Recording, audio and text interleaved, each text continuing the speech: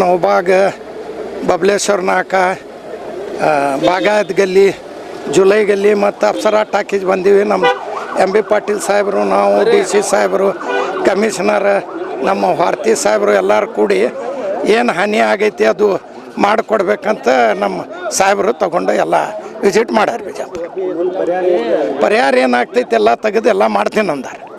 ಇವತ್ತು ಬೆಳಗಿಂದ ಮಾನ್ಯ ಉಸ್ತುವಾರಿ ಸಚಿವರಾದಂಥ ಸನ್ಮಾನ್ಯ ಶ್ರೀ ಎಂ ಬಿ ಪಾಟೀಲ್ ಅವರು ನೇತೃತ್ವದಲ್ಲಿ ಜಿಲ್ಲಾಧಿಕಾರಿಗಳು, ಸಿ ಇ ಅವರು, ಕಮಿಷನರ್ ಅವರು ಎಲ್ಲ, ಹಮೀದ್ ಮುಷರೀಫ್ ಅವರು ಎಲ್ಲ ಮೊನ್ನೆ ಏನು ರಾತ್ರಿ ಮಳೆಯಾಗಿತ್ತು ಅದರ ವೀಕ್ಷಣೆ ಮಾಡಿದ್ದಾರೆ.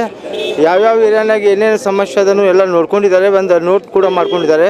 ಅದ್ರ ಜೊತೆಯಲ್ಲಿ ಎಲ್ಲ ಕೂಡ್ಕಿಸಿ ಮತ್ತು ಸಂಜೆಗೆ 5 ಗಂಟೆಗೆ ಮೀಟಿಂಗ್ ತೊಗೊಳ್ತಾರೆ. 5 ಗಂಟೆಗೆ ಮೀಟಿಂಗ್ ತೊಗೊಂಡ್ಕಿಸಿ ಅಲ್ಲಿ ನಿರ್ಣಯವನ್ನು ತೊಗೊಂಡ್ಕಿಸಿ ಕೋಟಿಗೋಳಿ ಸುತ್ತಮುತ್ತ ಏನು ಅತಿಕ್ರಮದ ತೆಗಿಬೇಕನ್ನೋದು ಒಂದು ಡೈರೆಕ್ಷನ್ ಕೂಡ ಅವರಿಗೆ ಜಿಲ್ಲಾಧಿಕಾರಿಗೆ ಕೊಟ್ಟಿದ್ದಾರೆ. ಆದ್ದರಿಂದ ಎಲ್ಲ ಕಡೆ ಏನೇನು ಸಮಸ್ಯೆ ಅದ ಮತ್ತು ಅವ್ರಿಗೆ ಏನೇನು ಮಾಡ್ಬೇಕು ಸಹಾಯ ಮಾಡುವ ಸಂಬಂಧ ಒಂದು ಇವತ್ತು ಬೆಳಗಿಂದ ಮುಂದೆ 8 ಗಂಟೆಯಿಂದ ನಾವು ತಿರುಗಾಡತ್ತೀವಿ. ಅದ್ರ ಜೊತೆಯಲ್ಲಿ ನಿನ್ನೆ ತಾನೇ ನಾವು ಎಲ್ಲ ಕಡೆ ಹೋಗಿದ್ದೀವಿ.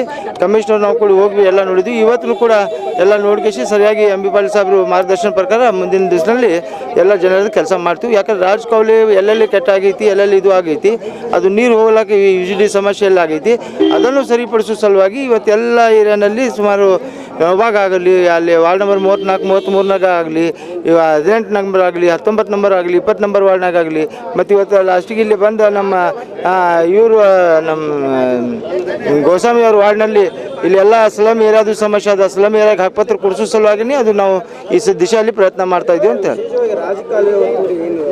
ರಾಜಕಾರಣಿ ಒತ್ತಿವರಿ ಅನ್ನೋಕ್ಕಿಂತ ರಾಜಕಾರಣಿ ಬಲ್ಲಿ ಸುತ್ತಮುತ್ತ ಕ್ವಾಟಿಗೋಡಿ ಮಗಲ್ ಜಾಗ ಎಷ್ಟು ಬಿಡಬೇಕು ಅವೆಲ್ಲ ಬೀಳಾದ ಕಾರಣ ಇದು ಸಮಸ್ಯೆ ಆಗೈತಿ.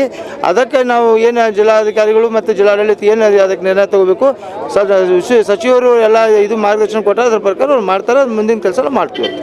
Thank you.